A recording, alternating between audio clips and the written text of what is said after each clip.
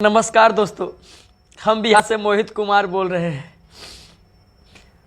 पुराने सिक्के बेचने के चक्कर में मेरे साथ 60,000 रुपये का फ्रॉड हो गया। हम आपको बता दें कि हम YouTube पर वीडियो देख रहे थे जिसमें पुराने सिक्के बेचने और ख़रीदने के बारे में वीडियो दिखाया जा रहा था। उस वीडियो में हम एक सिक्के देखे, जो सिक्के मेरे दादी माँ अब तक संभाल के रखी है। बड़ा बड़ा सिक्के है, करीब बताती है मेरी दादी माँ 1945 या 47 के हैं वो। तो फिर हमने कमेंट बॉक्स में नंबर देखा और नंबर देखने के बाद भैया हम कॉल किए उसको। कॉल करके बोले कि भैया जो आपने सिक्के दिखाए हैं वो सिक्के मेरे पास है, हमको वो सिक्के बेचना है। तो बोला कि आप काम कीजिए, हमें व्हाट्सएप कीजिए, अगर आपके पास हकीकत में वो सिक्के हैं तो हम आपको व्हाट्सएप, इसी नंबर पर व्हाट्सएप कर दीजिए। फिर हम दादी माँ से बोले, दादी माँ तुरंत निकालिए सिक्के, और निकलवा कर हम उसके फ़ोटो खींच के हम उसके पास भेज दिए। तो उसके बाद 5 मिनट बाद उसका कॉल आता है मेरे पास और बोला कि अरे यार तुम्हारे पास इतनी कीमती सिक्के हैं।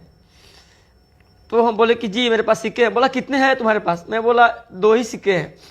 फिर बोला इस सिक्के का तुमको 25 लाख रुपए मिल जाएंगे, तुम बहुत कीमती सिक्के हैं ये, इतने पुराने सिक्के तुम्हारे पास कहाँ से आए? बोले मेरी दादी माँ अब तक संभाल रखी है भैया।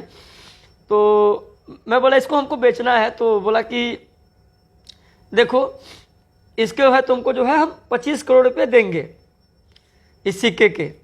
मैं बोला सर तो फिर आप कहाँ से बोल रहे हैं? तो बोला मैं बंगाल से बोल रहा हूँ। तो मैं बोला कैसे होगा सर, आपको कैसे मैं बेचूंगा? तो बोला मेरा आदमी जाएगा और तुमको वहाँ जाके सिक्के तुम दे देना और तुमको पैसे देकर चला आएगा। तो मैं बोला ठीक है सर। तो बोला तुम इस सिक्के को किसी को देना मत, किसी को दिखाना मत, बहुत कीमती सिक्के हैं। इस सिक्के को तुमको हम 5 लाख रुपए एडवांस के तौर पे भिजवा दे रहे हैं। तो हम बोले कि ठीक है सर, आप जैसा करें। तो बोला एक काम करो, तुम अपना आधार नंबर और पैन कार्ड नंबर और तुम्हारा पासबुक, ये सब हमको भेज दो फोटो खींच के। फिर हमने उसको भेज दिया। भेजने के बाद क्या हुआ कि हम दोबारा उसको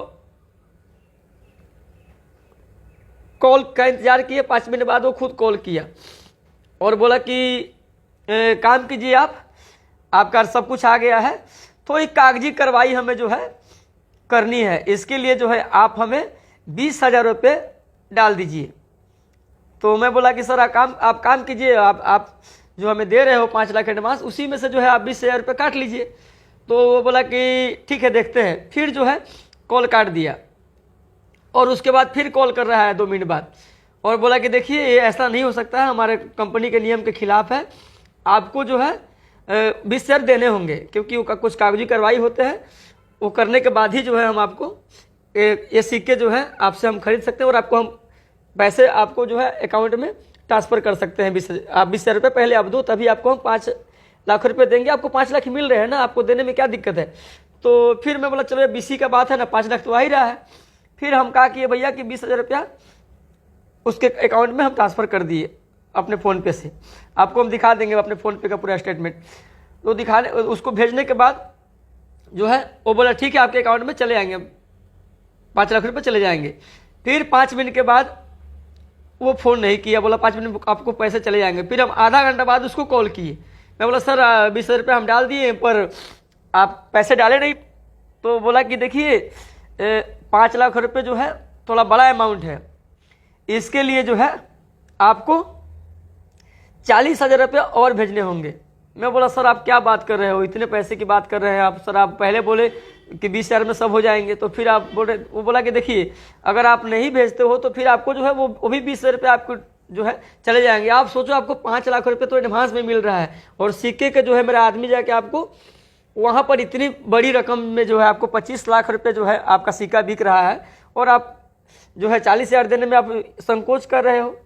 फिर मेरे मन में आया कि मैं क्या करूं, किसी से मैं सलाह भी नहीं लिया अपने घर परिवार से। फिर हम बोले यार चलो 5 लाख तो आ ही रहा है, मेरे पास भैया पुरानी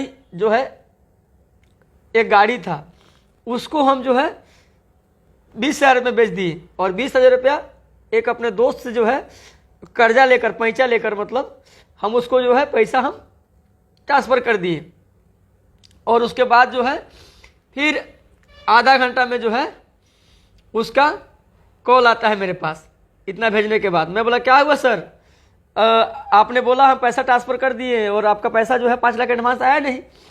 फिर क्या बोल रहा है कि आपको जो है सेल टैक्स फार्म बनवाना पड़ेगा, भरवाना पड़ेगा, वो जीएसटी बिल के लिए और सेल टैक्स का जो है एक फार्म भरता है, उसके लिए जो है 20,000 रुपये आप और हमें दो, क्योंकि रकम बड़ी है, आप फंस जाओगे कि इतना मोटा रकम कहाँ से है, आपके अकाउंट में 5 लाख रुपए जाएंगे। तो भैया अब हम क्या बताएं आपको। मैं बोला कि ठीक है मैं एक प्रयास कर रहा हूँ, और उसके बाद हम क्या बताएं भैया, मेरे पास 20,000 रुपया नहीं हो पाया। मैं बोला भैया आप कितना रिक्वेस्ट किया कि भैया आप काम कीजिए कि आप मिला लीजिए 20,000 रुपया, उसी में 5 लाख में से काट लीजिए 20,000 रुपया और काट के प्लीज़ हमें डाल दीजिए, मेरे पास और नहीं हो पाया। मैं कोशिश किया अपने दोस्तों यारों से सब जगह मांगा, लेकिन मेरे पास फिर दोबारा 20,000 रुपये नहीं हुए।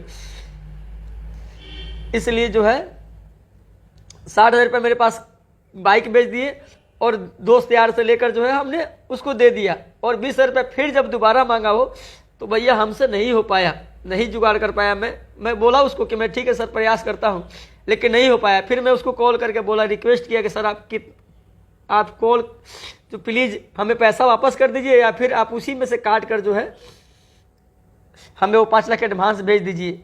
आप 25 लाख में बोल रहे हैं ना, आप जो है 5 लाख में आइए, दोनों सिक्का दे देंगे। हम उसके आगे इतना रोए गिरा है भैया, हम आपको क्या बताएं। मेरा पापा को खबर चल गया है कि वो बाइक बेच दिया है, वहाँ घर से भी गुस्सा आएगा, हम किसी को बताए नहीं। बहुत दर्द में है भैया। आप सबसे रिक्वेस्ट है कि आप सब ऐसे कॉल में कभी ना फंसे। कोई पुराने सिक्के नहीं बिकते हैं भैया, कोई पुराना सिक्का नहीं बिकता है, सब झूठी बात है भैया। हम फंस गए भैया। आप सबसे निवेदन करते हैं कि आप सब प्लीज़ कभी ऐसे बहकावे में ना पड़े, ऐसे फ्रॉड के चक्कर में ना पड़े भैया।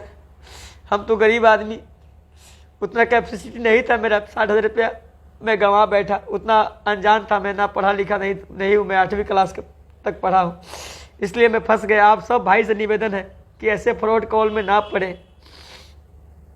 सभी को प्रणाम भैया। हम तो बहुत दुखी हैं आज।